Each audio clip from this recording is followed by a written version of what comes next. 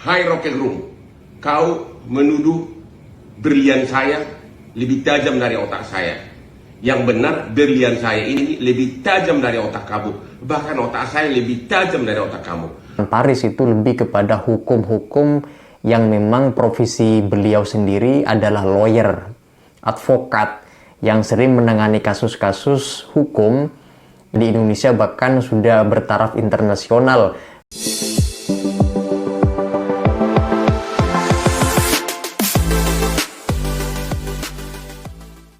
Kalau menyindir Hotman Paris itu seperti membangunkan singa yang lagi tidur. Begitu dia membangun, menggaung, bereaksi, dan ganas. Hotman Paris disindir oleh Rocky Gerung, cincin yang dia pakai lebih berkilau daripada otaknya katanya.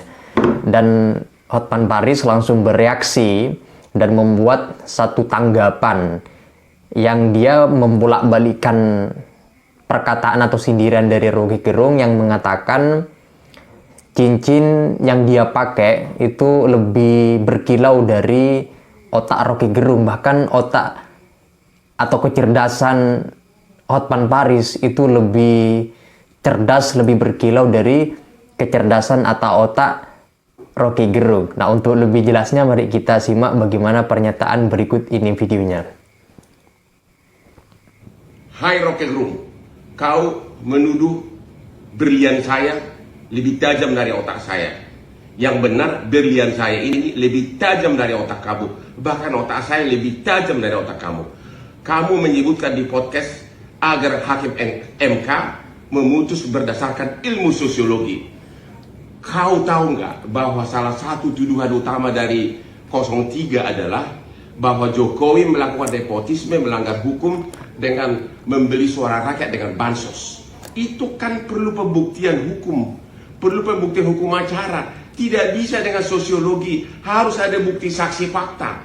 Makanya gara-gara pendapat kamulah Mulia Lubis, lawyernya 03, hanya membawa ahli agama etika yaitu Romo sama dua psikolog. Bagaimana bisa psikolog membuktikan adanya perbuatan melawan hukum tentang jual beli suara?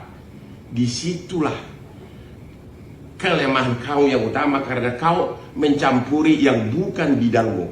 Kamu hanya tahu ilmu filsafat, ya. Kau mencampuri yang bukan bidangmu, Rocky Gerung. Ini bukan bidang kamu. Sekali lagi, ini bukan bidang kamu. Ilmu sosiologi tidak bisa membuktikan adanya perbuatan melawan hukum, tapi harus ada saksi fakta. Oke?